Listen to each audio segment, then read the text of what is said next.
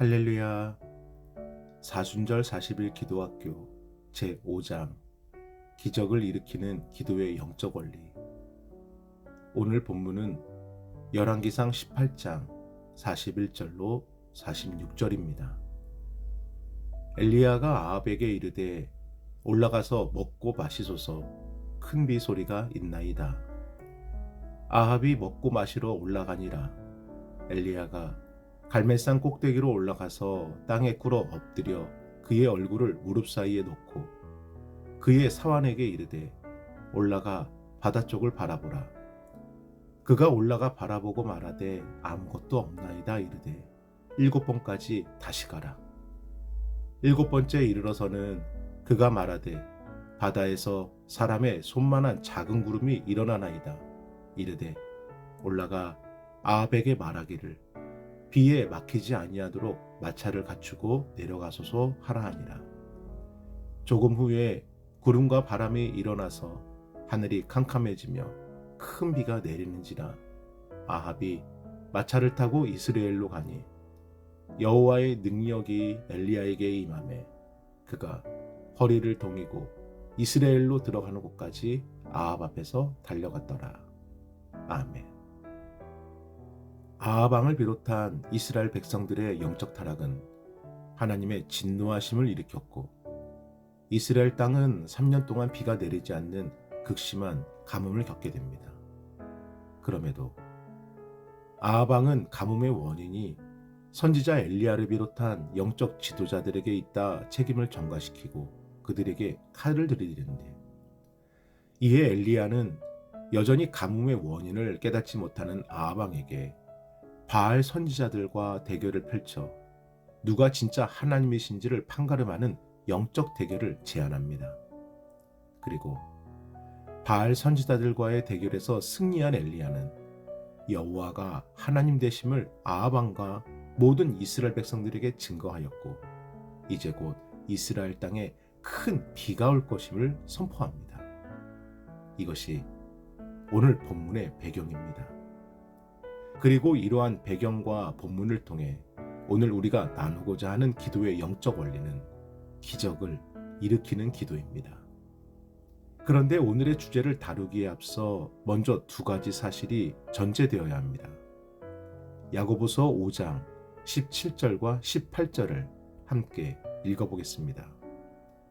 엘리야는 우리와 성정이 같은 사람이로되 그가 비가 오지 않기를 간절히 기도한즉 3년 6개월 동안 땅에 비가 오지 아니하고 다시 기도하니 하늘이 비를 주고 땅이 열매를 맺었느니라. 아멘. 먼저 엘리야는 우리와 같은 성정의 사람이로되 엘리야에게 어떤 특별한 능력이 있어서 기적이 일어난 것이 아닙니다. 그리고 간절히 기도한즉 그가 기도하였기 때문에 하나님께서 응답하신 것이고 하나님의 응답이 기적을 일으킨 것입니다. 사랑하는 여러분, 그래서 기도의 사람은 기적이 상식이 되는 사람들입니다. 사람의 생각과 세상의 범주 내에서 이해할 수 있고 판단할 수 있는 일을 맛보는 것이 아니라 오직 하나님을 통해서만 이루어질 수 있는 일, 사람은 결코 생각할 수 없었던 일을 경험하는 것, 이것이 바로 기도의 능력입니다. 기도의 원리 첫 번째, 하나님의 말씀을 들어야 합니다. 엘리야의 기적을 일으킨 기도는 자신의 소원과 바람에서 시작된 기도가 아니라 하나님의 말씀에서 시작된 기도였습니다. 열왕기상 18장 1절입니다.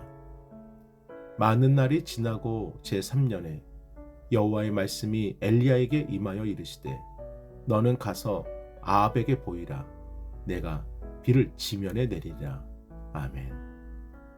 사랑하는 여러분, 새벽을 깨워주시는 말씀, 오늘 하루 중에 듣게 하시는 말씀을 결코 가벼이 지나치지 마십시오.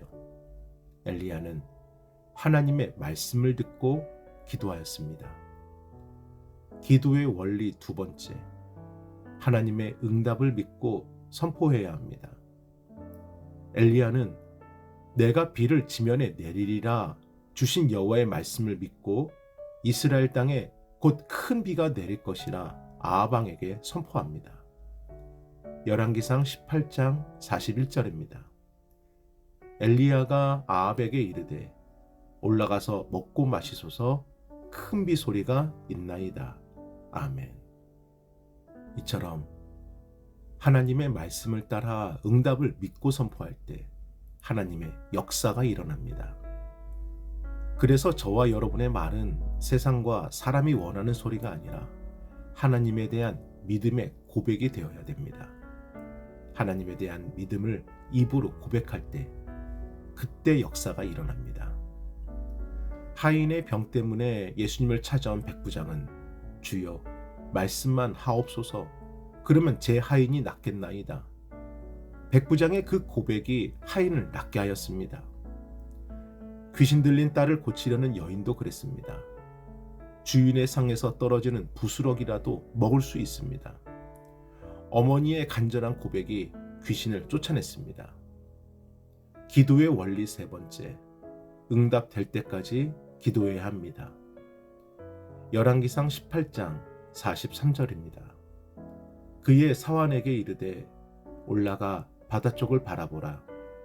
그가 올라가 바라보고 말하되 아무것도 없나이다. 이르되 7번까지 다시 가라. 아멘. 엘리야는 하나님의 말씀을 믿었기에 응답을 확신하여 선포했고, 하나님의 말씀을 믿었기에 7번까지 다시 가라 말한 것입니다. 사랑하는 여러분, 응답되지 않는 기도는 없습니다. 다만 포기하는 기도가 있을 뿐입니다. 1957년 대구 서영교회의 정규만 장로님은 한약사로 일하시며 교회를 참 귀하게 섬겼던 장로님이셨습니다. 그런데 예상치 못한 불치병에 걸리게 되시면서 사경을 헤매게 되었습니다.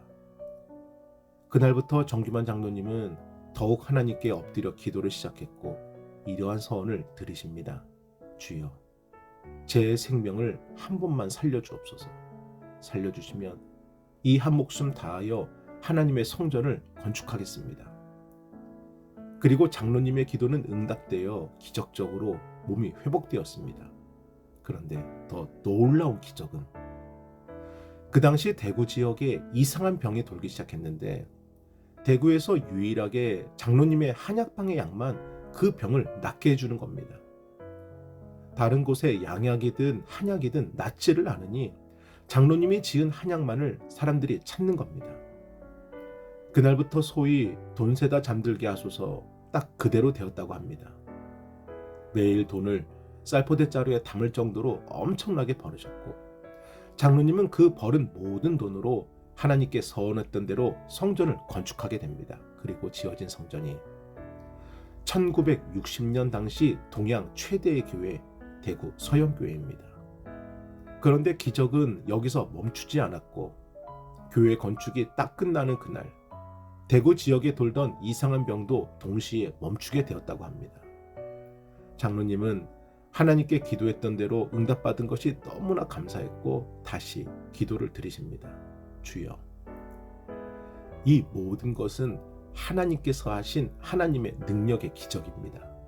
만약 저를 살려두시면 제가 교만해질 수 있으니 이제 제 생명을 거두어 가주옵소서. 제가 하나님께 서원했던 모든 일은 다 했습니다. 그리고 장로님은 얼마 후 하나님의 부르심을 받으셨습니다. 사랑하는 여러분, 서두에 드린 말씀을 기억하십니까? 엘리야는 우리와 성정이 같은 사람이로되 엘리야에게 어떤 특별한 능력이 있어서 기적이 일어난 것이 아닙니다. 간절히 기도한즉 그가 기도하였기 때문에 하나님께서 응답하신 것이고 하나님의 응답이 기적을 일으킨 것입니다.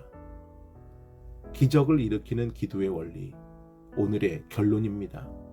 첫 번째, 하나님의 말씀을 들어야 합니다. 두 번째, 하나님의 응답을 믿고 선포해야 합니다. 세 번째, 응답 될 때까지 기도해야 합니다. 오늘도 기적을 일으키는 기도가 저와 여러분의 기도가 되길 주님의 이름으로 축원합니다. 우리 함께 기도하겠습니다.